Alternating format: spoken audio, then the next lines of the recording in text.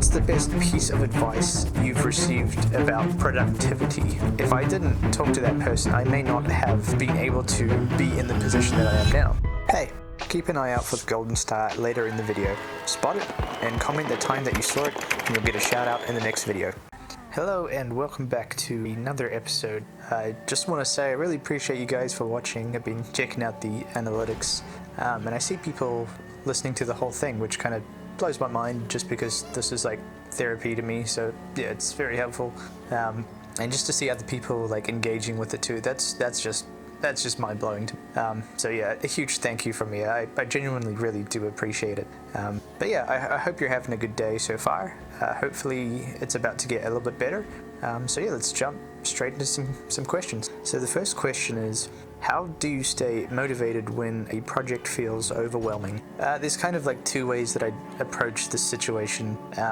In some cases, if I really am just struggling and I'm just burnt out and I just am just having a hard time just trying to push through this project, sometimes I'll scrap it all together and just reset and just start again from scratch, because sometimes I feel like the flow of the workflow, instead of just trying to push through it, just scrapping it and starting again just feels easier. And sometimes I do tend to actually, surprisingly enough, get a better result because of that, and it just becomes faster because it feels fresh. Sometimes on the other side of the coin of that, I think I definitely have pushed through projects that I'm just like, this just isn't gonna be a good video, but I'm gonna try do what I can to make it as good as what it can be. And sometimes it kind of works, but I never really feel too good about it. Yeah, so I guess I definitely tend to lean more towards just scrap it, let's start from scratch and kind of build it up from scratch. Because sometimes I feel like if the base of the building blocks aren't placed correctly and stable, then the whole thing tends to just kind of fall apart. So yeah, I don't know. Sometimes when I just scrap the whole thing, it's like resetting the base of like the building blocks, I guess, and that kind of probably makes it better. I don't know. I'm not too sure, but that's just what I tend to do anyways. The next question is, if you could ask your future self one question, what would it be? I guess if I really think about it, I would ask for just the best advice that you can give me for the future, because I don't know what's going to be ahead of me. So what is the one single best thing that you can say? Like, what's the best paragraph of advice that you could give me? And really just think about it, because this is an important moment that's going to benefit our future, I guess. So like I don't know, either that or like the lotto numbers or something. I don't know. I don't know, man. But I don't know, like sometimes certain things pop up and like we don't always know how the world's going to change in the future. So I don't know, I guess it'd be kind of nice to have like a bit of a heads up and like a little bit of a sneak peek preview into what's about to happen. What are some things that I need to be working towards instead of what I'm currently working on? Because I'm sure there's going to be some lessons that I'm going to learn where it's like, I did this thing, but it wasn't really working, so just scrap that entirely, just do this instead, kind of thing. I feel like that would be a huge time saver, you know? So I think that's probably what I would have to say, I reckon. Yeah, and we're just going to go with that. This next question is asking, what's a hidden talent most people don't know you have?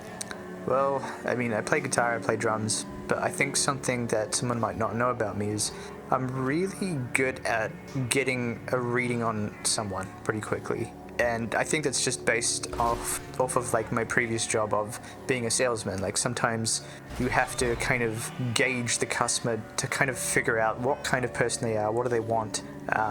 It's like a really quick thing that you have to do sometimes, because if you're treading on thin water with someone, they can easily just snap. So it's kind of a good idea to kind of get a bit of a gauge of that person. And sometimes you can tell straight away. Some people are definitely harder to read than others.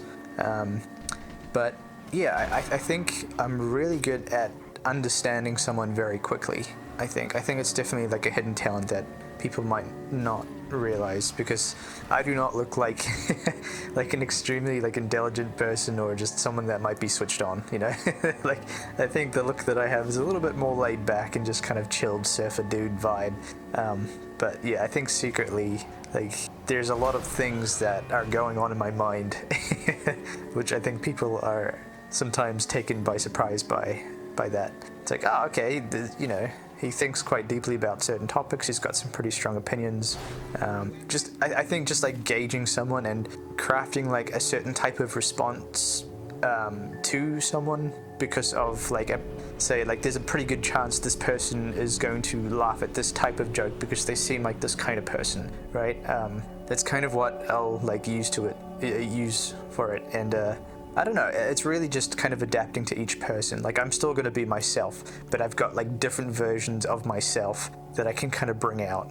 Like, something really good to do is to find out what someone else's interests are. Like, once you know, because there's always like one thing that someone's like obsessed about, a specific thing, and if you can find out what that thing is, they tend to just open up and just speak and just, blab away with all the information that they have on this like one topic. And I'm not trying to be like manipulative about it, but it's just to help the conversation flow, I suppose. But yeah, I think with each person there's definitely a couple of different topics that if you bring up, you can almost see that person kind of like light up. It's like, oh yeah, this is the thing that I know lots of things about, and then they just start like talking about it, and it also creates like a learning experience for you too, and to get like a different perspective and understanding of how that person views a certain topic through the lens of their own eyes, but yeah, I find people very fascinating, and I like to understand like where a person's coming from and like the reasons why they think in certain ways. Because if someone's quite different to me, I'll tend to try like figure it out, and I don't mean to be too analytical. That definitely is a downside that I have, is like I don't mean to do it, but I just tend to like analyze people, but it's not meant to be done in like a judgmental kind of way, I suppose is the best way I can say that. But yeah, it's just like a genuine kind of curiousness that I have towards like people, and like everyone's different, so there's just an endless supply of just people. So yeah, you can get all different types of information, but I find it's really interesting because sometimes you find someone who really is locked on to a certain thing that can also benefit you as well. Like for example, this dude came into my work, and he was just talking about KiwiSaver, and then I kind of like locked into that because I guess that's what he does, and then he pretty much like showed me everything that I needed to know and everything I do, and then the next thing I know, I've got like this whole KiwiSaver setup thing. If you don't know what KiwiSaver is, it's basically like a 401k, I think is what it is in America. It's just your retirement savings, or to buy a house or something like that. But if I didn't talk to that person, I may not have been able to be in the position that I am now. Like I thank my lucky stars that I had that conversation, and we actually proceeded in actually sorting it out, getting it done, and having the best possible like setup that I can get, basically. It just felt like an opportunity I just couldn't miss, and I am so grateful I didn't miss out on that one. But yeah, anyways, moving on to the next question. Which game or movie or show are you most excited about right now? Honestly, I think I was watching this video. I don't remember the person's channel name, unfortunately, because it was a little while ago. But basically, I think I'm pretty excited about GTA 6 coming out. It just looks incredible, man. Apparently, just to kind of dive into that for a second, apparently instead of doing what they used to do with some of the NPCs, some of the characters just in the world, right?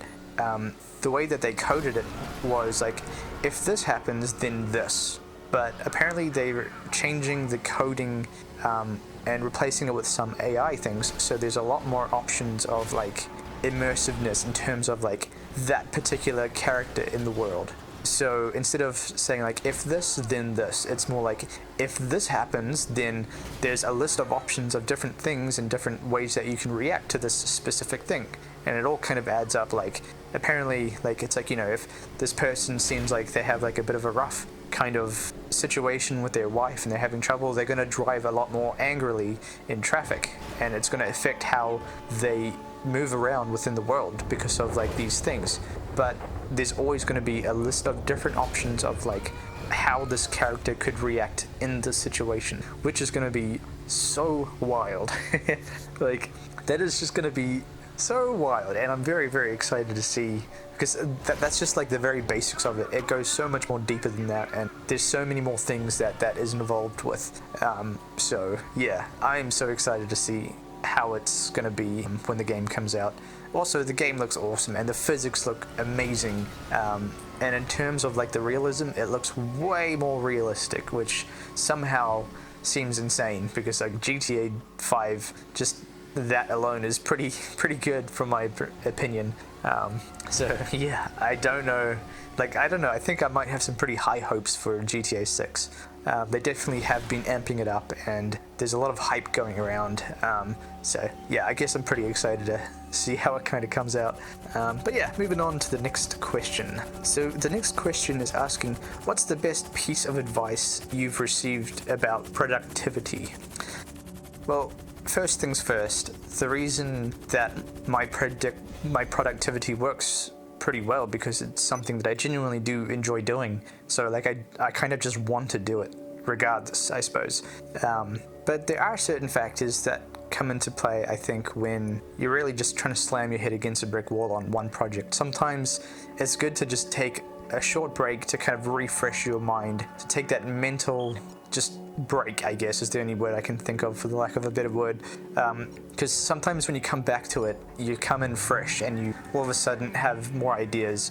Another thing as well, I guess this is more with like a creativity kind of workflow, but watching like inspirational videos, or watching someone that is doing something that you would like to do and what you're working towards, like watching someone just absolutely crush it, really hypes me up, because it's like, oh man, like I really just want to get into that, like I'd love to be in that position kind of thing. But there are also some other things that have kind of caught my attention. There's actually something, it's kind of like a what is it called? Nootropics or whatever it is. It's basically like an enhancer supplement.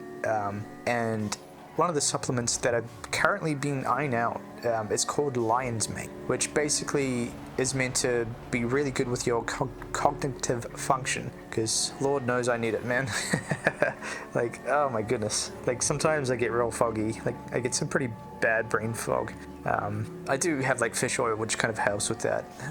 But I'm really intrigued by Lion's Mane, because apparently there's a bunch of really good benefits, and apparently it's also something that can kind of make you feel relaxed. It also helps with cognitive function, so your memory becomes a lot better, and apparently it creates a lot of a clarity kind of state of mind, I think is the best way I can kind of explain that, I suppose. But yeah, apparently it's something that kind of builds up over time. So you take it, you take like one of these veggie capsules. It's just like a natural thing. It's basically a mushroom is what it is, I think is the ingredient. Like the mushroom is called Lion's Mane, basically, for context. But yeah, it just sounds really interesting, and I'm probably going to end up getting some just to try it out. Just reading some of the benefits that people have kind of gone through, and a lot of the reviews seem really positive. So, and it's something that's been on my radar for maybe like a year or so. So I don't know, I'll definitely try it out. If it works, it works. If it doesn't, it doesn't. But either way, I would like to test it out for science purposes, for my own scientific experiments, I suppose. But yeah, apparently it is a slow build, so you just gotta take, I think it's one a day, and then after like 2 weeks or up to a month, you'll be able to notice a difference in terms of like your mental clarity, having that brain fog being removed. So yeah, I definitely would like to try it out, see if it works or if it doesn't. But yeah, something we definitely want to test out, I reckon. But yeah, I think that would be pretty helpful for like workflow as well, and just like focus. But anyway, moving on to the next one. So this next question is asking, which gadgets do you think is underrated but incredibly useful? Well, the only thing that really kind of comes to mind just at the moment, it's kind of like a quality of life thing. So something that I would personally do, like for example, just to set up my room, we'll have like to explain kind of some of my room setup tips and tricks. I tend to have a lot of power cables, because it seems you can never have enough power plugs and multi-plugs and outlets and that kind of thing. I know there is a limit to how much you can have. I believe it's like 2400 watts or something like that through one outlet. Don't quote me on that. That's, I think, what the New Zealand standard was. I think it was. Don't quote me on that. I might be wrong, but it's been a while. But yeah, I think just having a lot of like plugs and outlet has been a bit of a game changer for me. And also like cable management has been a really important thing. It kind of just, instead of looking like a bushy hairdo in the corner of your room, having these little cable management systems that you can kind of stick on your wall where you can run the cable through. I've also got like a thing on the floor where it kind of covers the cable, and it also protects the cable from, like, if you walk over it, it's kind of like a protector, but also at the same time it's kind of helping you to not trip over that cable every time I walk past, you know. Yeah, I don't know, I do seem to like my room setup. Like, I've got some like LED lights going around the roof area, so it kind of surrounds my whole room, just along the borders of the roof. We've got some LED lights. I've got a salt lamp which kind of creates like a nice ambient kind of glow. Whenever I turn it on late at night, it kind of feels like I'm in a cave, and like there's like this fire, like this very dimly lit fire in the corner kind of thing. But also at the same time, it's just not bright enough, so I ended up getting like another lamp that I can actually see properly with. Like, don't get me wrong, the salt lamp is great, and I like the coziness feeling that it gives out, but I mean, like, when I'm trying to cut my nails, I just want to like see what I'm what I'm doing, you know. So yeah, I ended up having to get like another lamp on top of that setup. So yeah, it works nicely now, but I think comfort is key, and lighting is very important with that. To kind of explain a little bit more, so basically my setup is very simple. It's very basic. I am sitting on my bed at the moment, and I'm looking at my TV, which is also connected to my PC, and I can just change with the remote if I want to be on my computer or if I want to be on my PS4 kind of thing. So yeah, I just change the HDMI source output, and just, you know, whichever one I want to use, I can just switch between that. It's a relatively pretty good setup. It's pretty easy. I've been rocking this setup for a few years now, and yeah, I don't know, it's just very simple, because it's like you've got one big screen TV in front of you that does like everything, you know, everything that you need it to do. It's just there, you can just swap between it, it's perfect. So yeah, I don't know, it's kind of like a nice quality of life thing.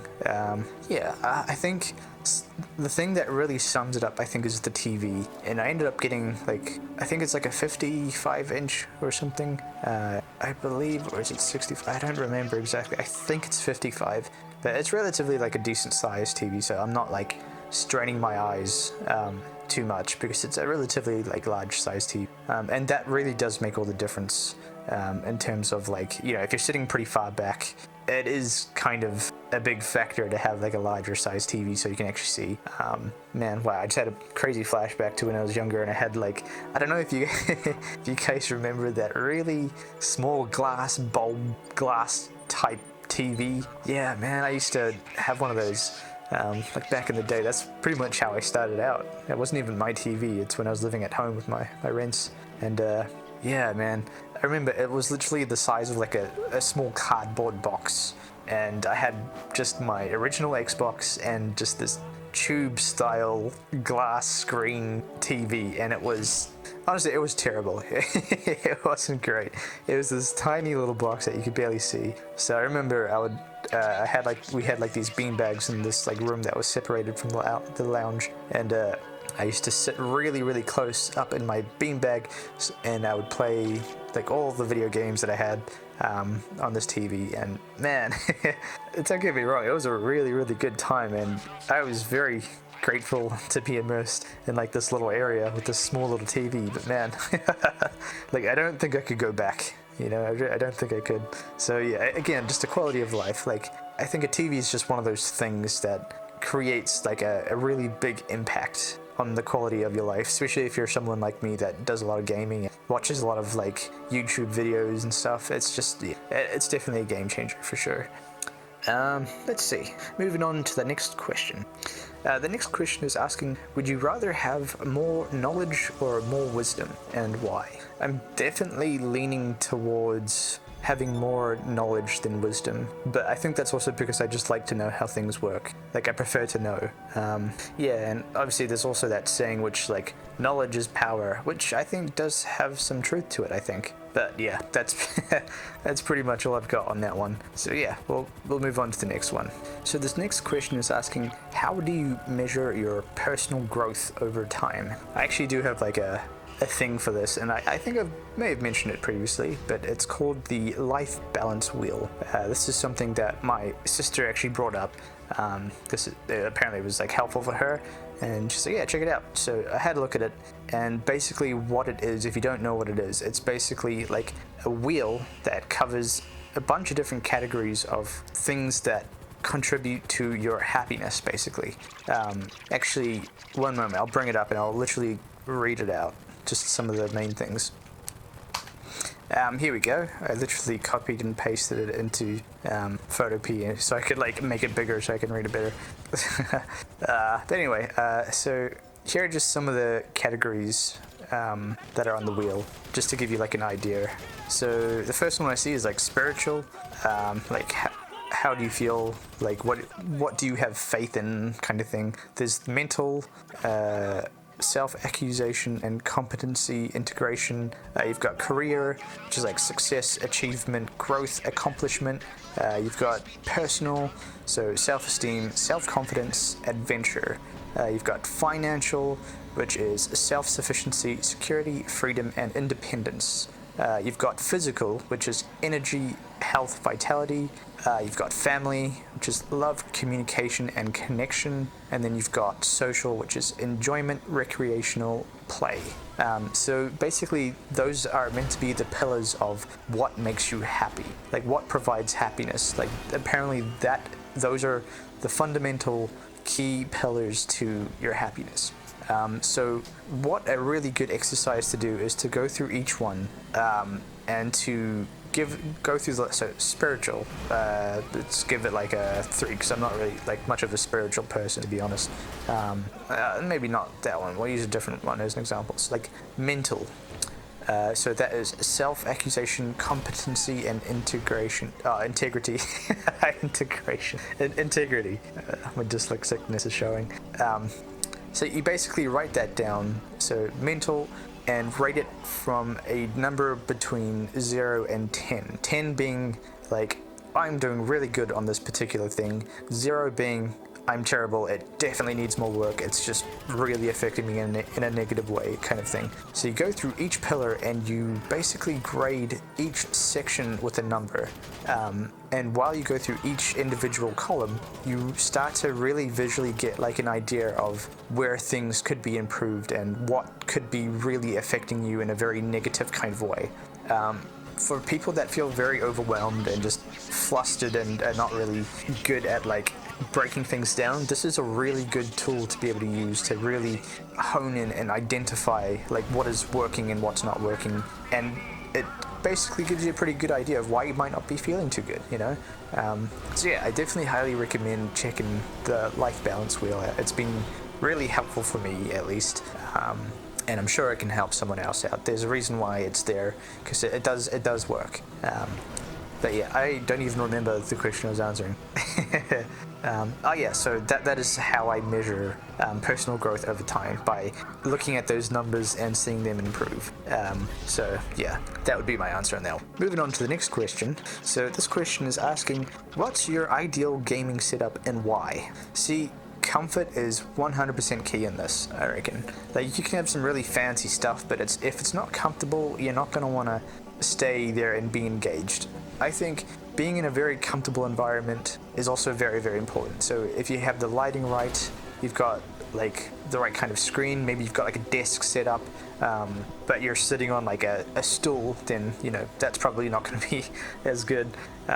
It might be worth investing in like a gaming chair. I actually don't have one just because of my particular setup, but I know like my flatmates have this kind of setup and it works really well, and it's something that I've definitely considered, but I think my room size won't allow me to have that, unfortunately, just because of the way that it's set up. But if I had a slightly more spacious area, then I would definitely have a desk with a really nice PC screen, I'd have a very comfortable chair to sit in, and of course I would have some snacks pretty close by. That to me is a good setup, but you can go the extra mile with having very ambient lighting. You can have LED lights, things like having LED lights placed and stuck onto the back of the TV that shine onto the wall, kind of creates like this glowing effect. I think that kind of thing is really cool. I've seen some really amazing gaming setups. I've seen some where also a lot of YouTubers will do this. They'll have like lots of these little glowing panels that they can kind of stick onto the wall. Makes it look really cool. Another kind of final touch you can kind of add to it is to add a little bit of greenery.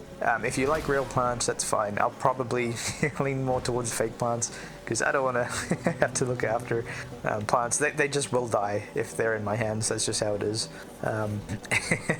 So I think, yeah, just adding a little bit of like that kind of nature feel as well, just kind of really connects everything together, so it's not too like, oh, technology, and just not as much comfort. Like that, the ambient lighting and like fake, like almost vines kind of like hanging down from the wall or something can really spice it up, I think. But yeah, that's probably what I would go for if I could really just go wild with it. But anyways, moving on to the next one. This is an interesting one. So this question asks, how do you decide when to take a risk versus play it safe? Oh my goodness, this is one that I've been wrestling with for a very long time. I think I've kind of got it down now, but the way that I see it and the way that I kind of process it is, what would happen and how would I feel about it if I never executed? If I just don't do anything about it, how will that play out? You know, and that really creates me to think about it in the way of like, I don't want to miss out, which, you know, there's a whole analysis paralysis thing where you overanalyze something, and most of the time you know it's probably a good idea, so sometimes I would get stuck in that and just really mess up the execution part of doing it. But yeah, on the other side of the coin, there definitely are risk factors that you have to consider. You have to know what you're getting into. And don't let it kind of discourage you too much. If you know it's a good idea, then absolutely try to pull the trigger on it and just absolutely send it. But if it's like a ridiculous, unnecessary risk, then, you know, you really have to dive through the pros and cons of like, is this going to be more beneficial or is it going to be more hurtful towards my future kind of thing. So being able to kind of pick apart the pros and cons, I think, is a very, very important part and a very important stage of the whole process, I would say. Yeah. And also, I think, like, don't always listen to people's hype, because I think a lot of it isn't necessarily going to work out in a good way. Like, sometimes people just hype it up way too much, and then, like, I won't mention any names, but I knew this dude who lost a lot of money because of this one particular thing that was going on. Consider it like a stock. It wasn't actually a stock, but it was something different. And on the face value, it was a really good idea, and it had a lot of potential, and it probably would have worked. But it ended up being a bit of a cash grab for someone. I think they ended up going into jail or something. They got like arrested and thrown into prison because they tried to do a cash grab and that kind of thing. But I know a dude who put a lot of money into it and ended up pretty much losing that all. And I was just like, damn, because like it wasn't lowballing numbers. Like, it was pretty high up there. Yeah, it was pretty rough, man. It was pretty rough. I also like invested into it as well. I didn't put as much into it. Again, I kind of evaluated the risks, thinking like to myself, you know, like it could be a true thing. You know, this could work out really, really well. So I put like I think it was like $85 into it. So it wasn't like a crazy amount to me and at the time. And I was like, all right, if it works, then I'll still get a little bit more money out of this. But if not, then I'm still relatively pretty safe, you know. But yeah, it's pretty rough, man. Like, putting everything into one thing, it's just very dangerous. Unless it's like that one thing is naturally diversified, then fair enough. But if it's just betting it all on one particular thing, high risk, high reward, there's clearly just a lot of risk that is involved in those particular type of situations, I would say. And the best that I've been doing with like that kind of thing is just making sure I go into well-known slow burners that slowly just increase over time. The whole dollar cost averaging thing, where you just keep buying into this thing that you know is safe, that is almost definitely going to increase at the end of the day, over the years, basically. Seems to be the winning way to go. But no one wants to hear that. It's kind of one of those things where it's like, oh, it's just too slow, and like I'm just not going to make any progress by doing it this way. But a lot of the time, those safer options will end up beating some of the more high risks just because they're so volatile and the fluctuation is just insane. So when it drops, it really, really drops, and you feel that. It just sucks, man. Like, I've definitely made some bad investments, but I've definitely made some pretty good investments with some high risk, high reward stuff. But the majority of what I have is in the safe, well diversified things. It's some of them are well known, some of them are not. I've kind of done my own research and feel very safe with these particular stocks. They've been providing really, really well. So yeah, I can't really complain. But yeah, don't always listen to the hype because it can really get you burnt. It also can make you pretty rich, but the risk is just so insane in my opinion. But yeah, that's what I'd have to say. So moving on to the next question. The next one is asking, what's the most memorable video that you've experienced? Oh, dude, there's one particular thing that I can think of with this. It's been going around TikTok, but basically, man, I'm getting like goosebumps just thinking about it. So it's like a remake version of the movie Kung Fu Panda, like with Tai Lung or Thailand. I can't remember his name now, but the bad guy. I think it's Tai Lung. But anyway, they basically edited the video coming from his perspective and like why he is the way that he is, and like the music's so intense and it's building up, and he's like, like starting to say things like, who told me it was my destiny, who planted the seeds of this idea in my mind, and like and then like the music swells up and it's getting really intense, and then it kind of cuts all out, and then it's just his father just saying like, I'm sorry, and just like looking really sad. And it's such an insane take, like switch around of like perspective with that movie, because like he's meant to be the bad guy and we're all on the good guys team most of the time, but this one kind of like follows Tai Lung and some of the hardship that he goes through, and you almost like feel like you're starting to root for him, like in this particular TikTok edit. It's just so good, man. I forget the name of it, but just yeah, I don't even know what to type in to find that one. It's somewhere in the TikTok hemispheres. Just yeah. If you find it, let me know. It's a really, really good time. There's also another one where I think it's with like X-Men, and it basically goes into like Magneto's past on like why he is the way that he is. Someone made like a re-edit on that, and it's the same kind of thing, like showing all the hardship that he's gone through and like the reason why he hates like people so much, because he has valid reasons for it, and the music's really swelling. He's like, they took everything from me, so I will take everything from them. And it's just, it's so good, man. It's just so good.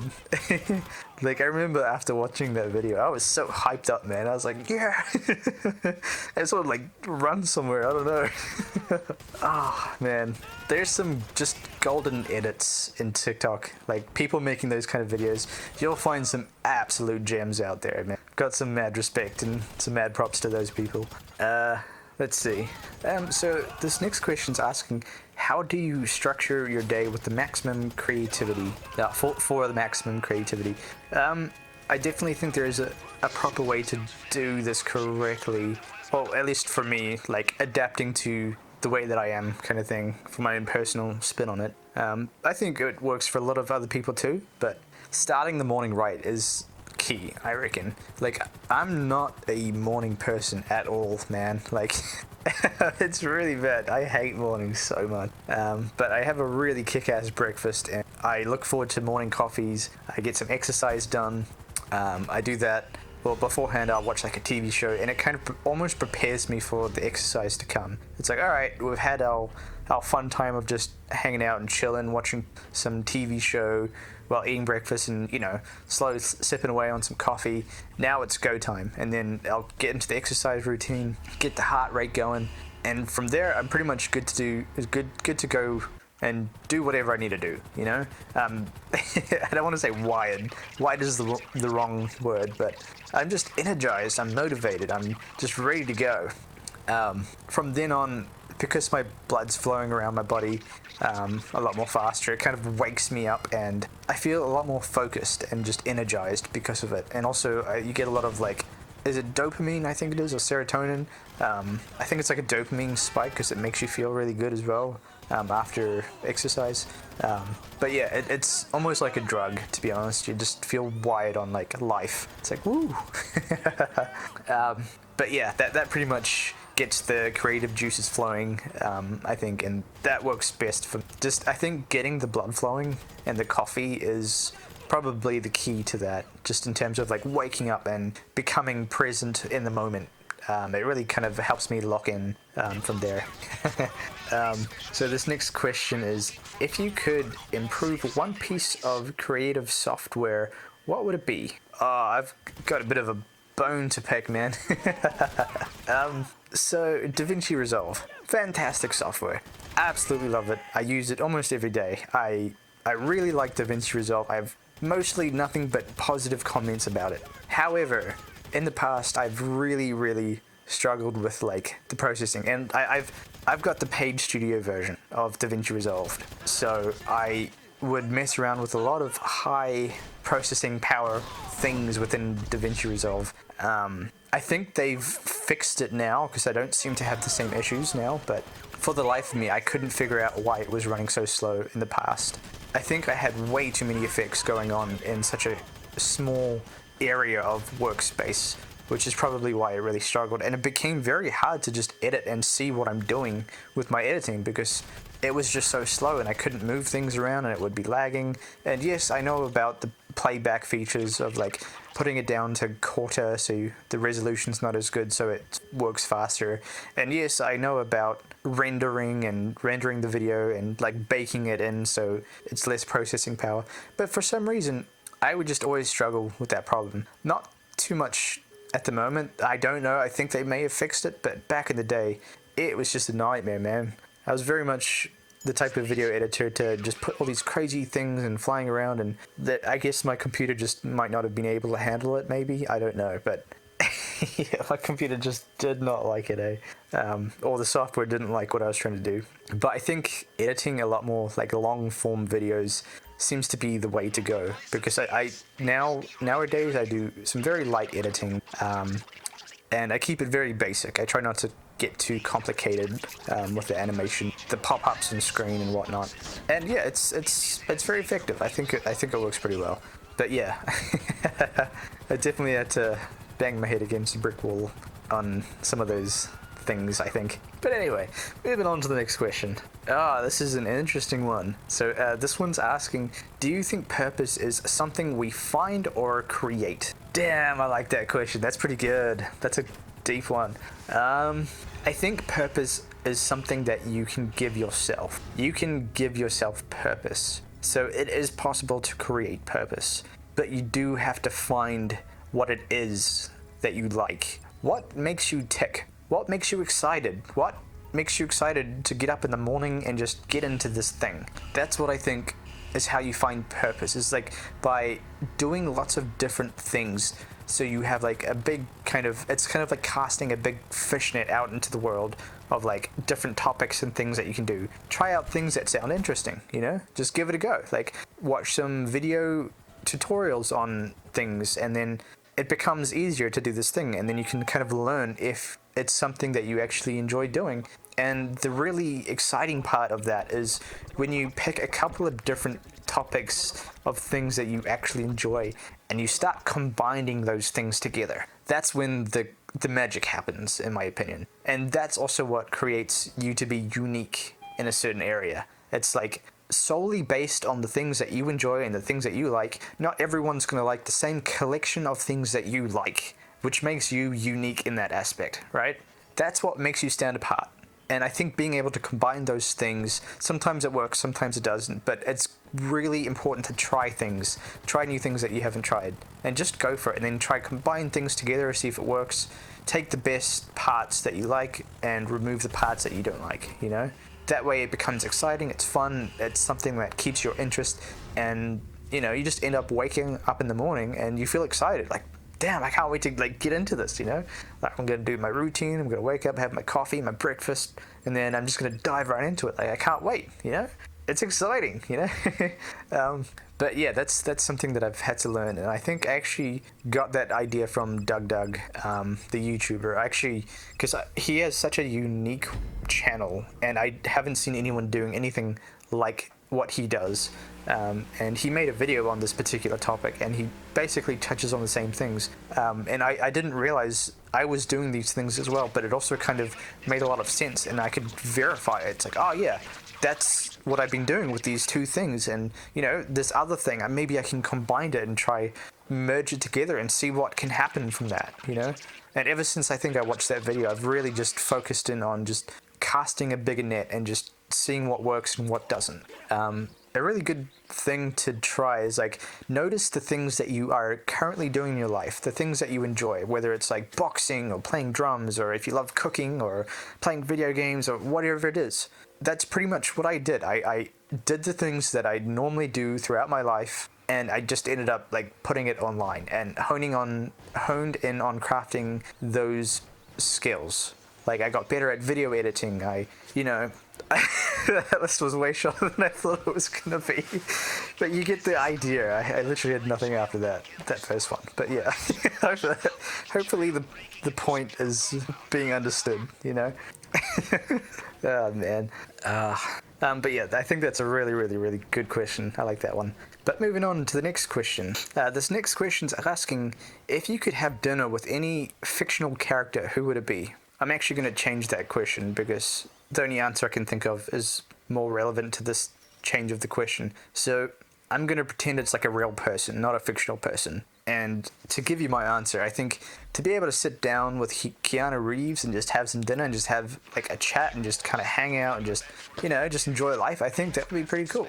I think Keanu Reeves is a pretty cool dude. Apparently he's just like the nicest person, and, you know, like apparently he still catches, like, you can find him catching like a train just from going from place to place. Like, he's still very grounded as a person. And also I think that he's probably gone through a lot of difficult things in life, because he seems extremely wise about like decisions that he's made in his life, and he has really good life advice from what I've been picking up on anyway.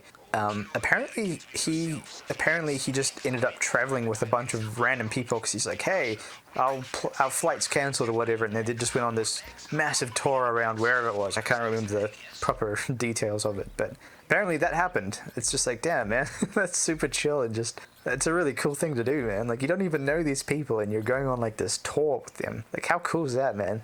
I don't know, I think it's a pretty good way of living, just having the same kind of mindset set. And I wish I could ask him questions of like life advice, because I feel like he's really got some good gems in there somewhere. So yeah, that's my answer on that one. But anyways, moving on to the next one.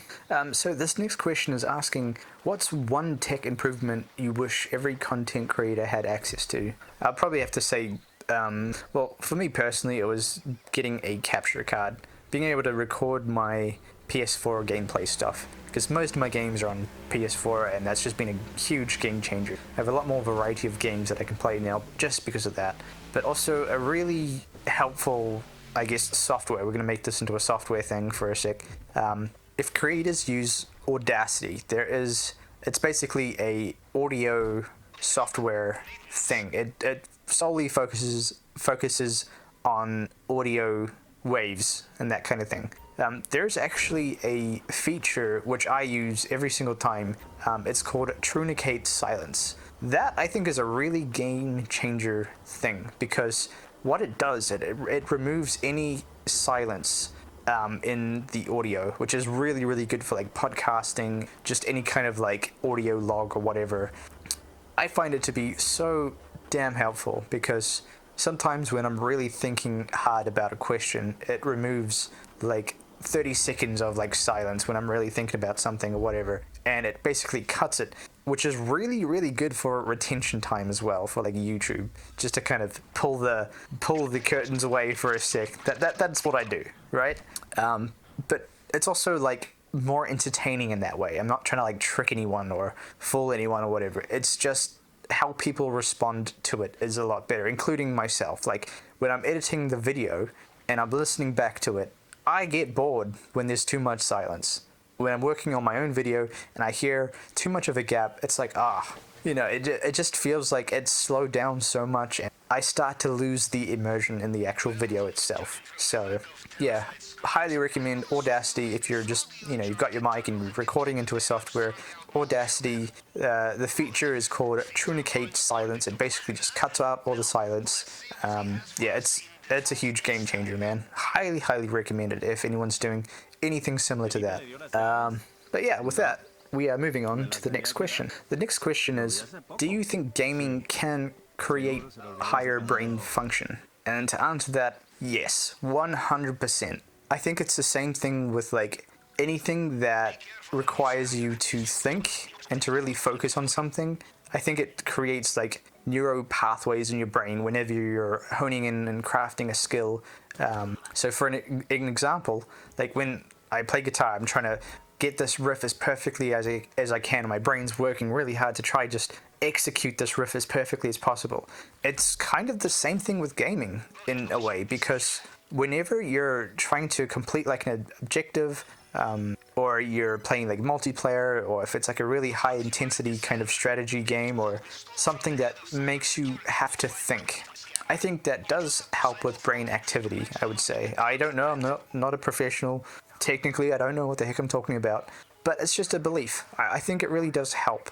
I'm sure there's probably some science out there that really does justify what I'm saying. I wouldn't be surprised, but yeah, I really do think it's almost like an exercise for your brain. You're exercising your brain. You're thinking more. You're trying to overcome an obstacle. You're trying to think outside the box. How can I go at it from a different angle, kind of thing? And I don't think that is going to be a bad thing in terms of like your brain function. It really is just like exercising, but using your brain, because your brain is kind of like a muscle. If you don't lose it, if you don't use it, you lose it, I think, over time. So that's the thing with like different games as well. And I think this works really well in the gaming topic because different games require you to think in different ways.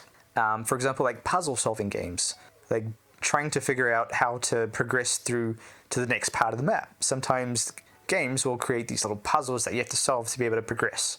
I mean, that has to improve your brain in some way, right? If you keep doing that all the time, or, if you're versing someone online and you're trying to outsmart them, you're trying to outthink them to try to get like an advantage. Like, I mean, that's gotta be really good for brain function, right? I'm so convinced. I'm sure, I'm almost 100% sure there's some kind of science out there that goes over exactly what I'm talking about. But yeah, I always thought that was a really interesting concept. But anyways, moving on to the next question.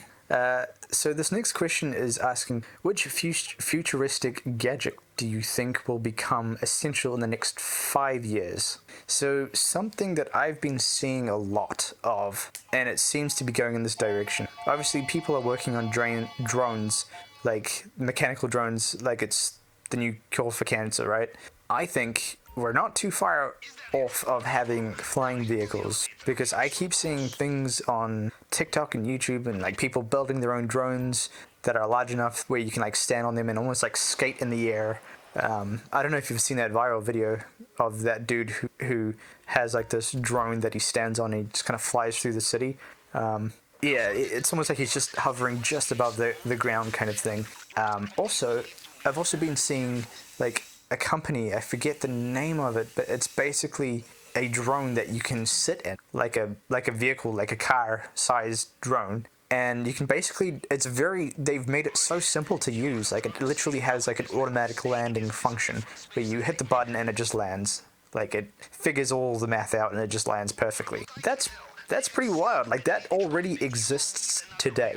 That blows my mind. So Yeah, I don't know, man. I really do think that's where things are going, and it'll be pretty cool to, be flying around in drones, and the sky will literally be the limit. I think that'll be pretty cool, man. I've always kind of like dreamed of like this futuristic type of world to be living in. There's also another thing which I thought was pretty cool. I don't know if it will work just because of the costs involved, and I don't think it would be something that could be easily maintained. But the idea was so cool, man. And the idea was having like these neon roads. So it's basically this solar panel that creates like a LED kind of style thing where it basically lights up where the road markings are supposed to be, and it can light up like stop signs, like it can have the word stop like appear on the road but digitally, and it's all powered by solar power, so basically it just runs off the sun. As long as there's sun, you'll be able to see it. But yeah, I think the problem ended up being like it was very inefficient and not very cost effective, by changing entire roads with like these LED like hexagon things that you kind of just clip together, and turning that into the road. I think the idea was really cool, and I can just like imagine like the world with all these like LED roads that can kind of direct you and look like futuristic in that kind of aspect. But yeah, unfortunately, I don't believe it did too well, if I remember correctly. Maybe I'm wrong, I don't know, I haven't really checked. I think I heard about it like last year or sometime, but man, it's such a cool idea. Such a cool idea. But yeah, to get back to where I was originally, I think, yeah, that's probably where things are going to be going. Instead of having cars that just travel along the land, I think we're going to have drones in the future where we're just going to be flying around. Yeah, there's going to be a lot of complications in terms of like the rules of like what you can do, because obviously we can't all just be flying around in the air without any restrictions of some sort. There has to be some kind of rule, well, a couple of rules that we need to follow. But I mean, I reckon we'll figure it out. We did it with the road rules, so it's the same kind of thing. But yeah, I don't know, that'd be so cool. Imagine just being able to hop into like a car-sized drone, just being like, take me to my friend's house, and then it like lifts off and flies to your friend's house, pops you down, or like take me to the shops, and it just like takes you to the shops. Like I feel like that would be pretty wild, man. And I think we're actually not incredibly far away from that. Like it really is not looking too far away from the things that I've started seeing. But yeah, I think that would be pretty cool. But obviously there will be some things that can come across as very dangerous as well, so we really need to make sure that we've got that figured out. Like, if the propellers fail, we can't just be plummeting to the ground and, having people die left and right because of these drone accidents and that kind of thing. So we need to make sure that safety is like key, I reckon, for that kind of thing. But yeah, I don't know, that's just a cool little thought that I like to think about, on the very rare occasion it pops up in my mind. It's like, yeah, that's so cool, I hope it happens. But yeah. But anyways, that will bring us to the end of this. If you've made it this far, I just want to say I really do appreciate people that have made it this far. I hope you're having a good day. Hopefully I can make it a little bit better, and hopefully I will see you in the next video. Cheers.